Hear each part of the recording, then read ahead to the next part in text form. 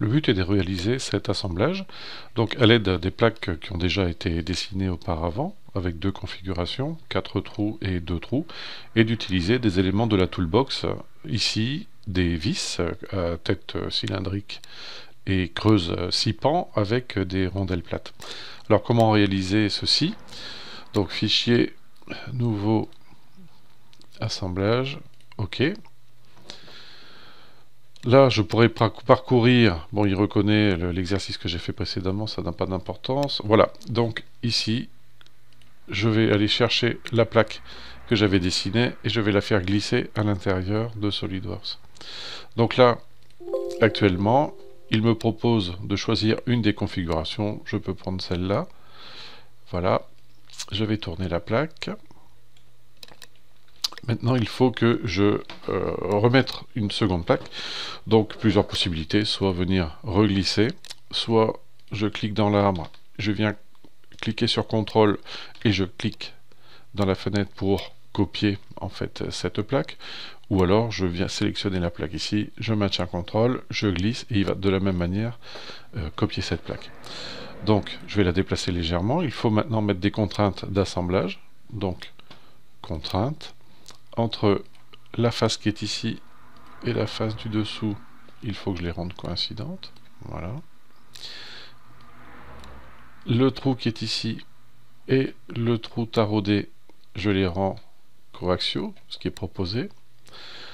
Donc là, je vais bouger légèrement la plaque pour vous montrer qu'il faut que celui-ci et le trou qui est là soient coaxiaux, pardon, eux aussi. Voilà, je valide. Cette fois, mes deux plaques sont liées l'une à l'autre. Le composant sélectionné est totalement contraint, il ne peut pas être déplacé. Le premier ici qui avait été introduit est obligatoirement, le petit f qui est là, fixé. Bon, alors je ne vais pas ajouter les autres plaques, je vais vous montrer pourquoi par la suite. Ce qu'il me faut, c'est introduire donc deux rondelles et les deux vis. Alors ça, c'est dans la toolbox. La toolbox, vous la trouverez là, dans la bibliothèque de conception. Alors actuellement, moi, vous voyez, elle est déjà ouverte puisque je m'en suis servi auparavant.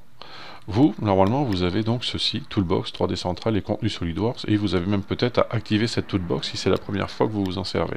Donc vous l'activez, et ensuite vous allez donc dans Toolbox. Le document me précise, pardon, je vais vous ouvrir le PDF qui est là, me précise qu'il faut que je mette donc des rondelles plates antisymétriques étroites et des vis CHC M10 1,25 par 20. Donc je retiens pour l'instant, je vais mettre des rondelles d'abord, hein, les vis vont venir par le dessus, vous allez comprendre. Donc rondelles plates antisymétriques étroites. Donc antisymétrique, je fais un double clic, je vais voir ici des rondelles. Dans les rondelles, je prends les rondelles plates. Les premières ici sont donc les rondelles étroites. Donc je suis passé sur le travail terminé. Voilà. Donc Toolbox, rondelle plate étroite, et je vais faire un glisser-déposer. Alors je vais la poser nulle part, je vais la laisser là pour vous montrer comment travaille SolidWorks. Je pourrais le faire de manière un petit peu plus automatique, mais il faut que je choisisse sa taille. Donc me rappeler qu'ici c'était donc des trous de vis de diamètre 10, donc ce sera une taille M10. Je vais valider, et ensuite, vous voyez, il me propose ça. Je vais déplacer la souris vers le trou, je vais zoomer pour mieux voir. Lorsque je viens au-dessus du cylindre, vous voyez ici en bleu, il m'indique deux petits cylindres bleus l'un au-dessus de l'autre. Je vais maintenant aller un petit peu plus vers le trou, et vous voyez, j'ai un petit cylindre qui me montre par le dessous une surface blanche. Là, il a compris qu'il allait devoir mettre automatiquement une contrainte de... Alors ici, j'ai la même chose, hein. Voilà, là je vais faire échappe puisque j'ai terminé d'en mettre.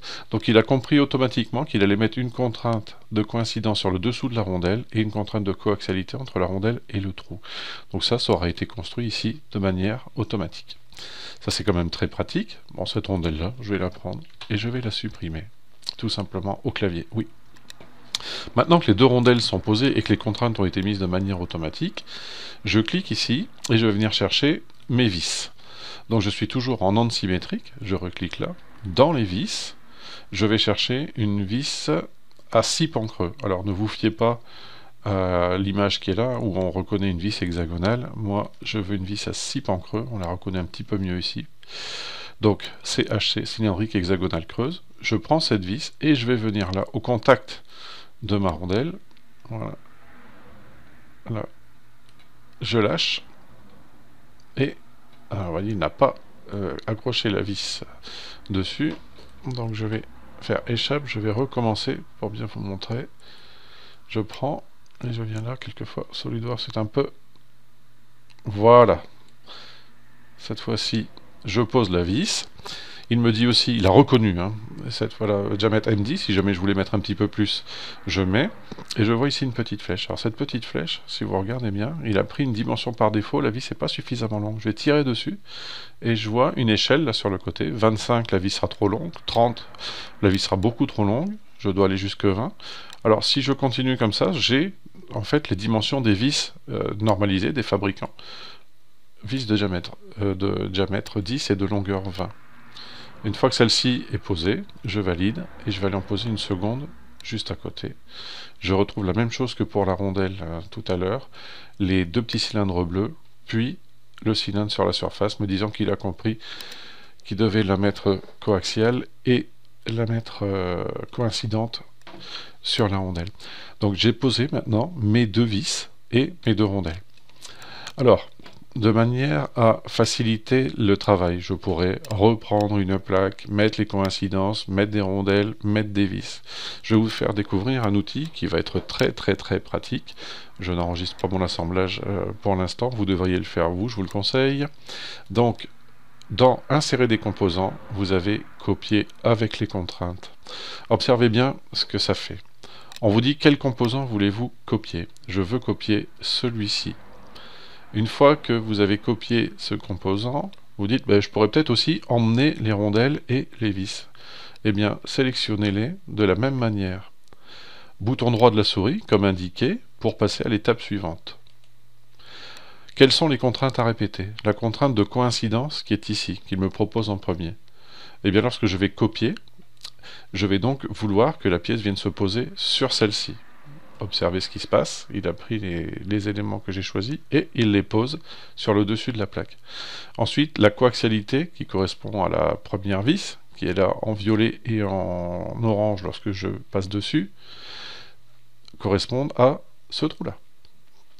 Puis, la seconde, qui correspond à ça, correspond à ce trou-là. Vous validez avec le bouton droit de la souris. Vous remarquez que la fenêtre est toujours active, il vous propose de répéter, de continuer. Donc, je reprends sur cette surface-là, regardez, voilà. La coaxialité qui est ici, c'est celle-là, puis celle-ci. Je peux continuer, ok, celle-là, puis le trou qui est ici, puis le trou qui est là. Observez donc, je vais terminer. Voilà, j'annule. Alors, est-ce que j'ai fait suffisamment? Donc j'ai 3, 4, 5, 3, 4, 5, c'est très bien. Il ne me reste plus qu'à dire que cette plaque-là n'était pas dans la bonne configuration. Je ne veux pas 2 taraudages et 2 trous lisses, mais uniquement 2 taraudages. Je valide. Voilà. Ensuite, pour les couleurs, je vous rappelle que ça se trouve ici, dans l'arbre qui est là. La première, je la laisse de la même couleur. La seconde, je vais changer sa couleur. Je vais reprendre comme j'ai fait là, du jaune. Je clique sur Apparence. Et je viens sélectionner une couleur jaune. Je fais la même chose pour les autres pièces. Et j'aurai terminé le travail que j'avais à effectuer. Alors, vous remarquerez aussi, par rapport au travail que j'ai fait là, que j'ai regroupé la visserie dans un dossier, ce qui permet éventuellement, bouton droit, de cacher l'ensemble de la visserie. Bon, ça n'a pas d'intérêt actuellement, mais je vous montre comment effectuer ça sur l'assemblage qui est là. Vous sélectionnez avec la touche CTRL enfoncée l'ensemble des vis. Voilà, je laisse SolidWorks bricoler. Et vous faites un bouton droit et vous lui dites que vous voulez l'ajouter au dossier. Il vous demande le nom du dossier, vous mettez visserie. Voilà, vous pouvez refermer ici. l'ensemble des contraintes, vous pouvez refermer l'arbre. Et bien voilà, vous savez maintenant utiliser à minima la toolbox. Donc si vous vous êtes trompé sur la longueur d'une vis, c'est pas bien gênant, vous cliquez dessus et vous dites ah ben je voulais une vis bien plus grande. Alors là, je suis en train de faire quelque chose qui n'est pas bien, mais je voudrais vous montrer par la même occasion, voilà, qu'à partir de 160, ce qui est déjà quand même une bien grande vis, le fabricant ne fait plus par pas de 10 mm, mais par pas de 20 mm. Voilà. Merci beaucoup et à bientôt.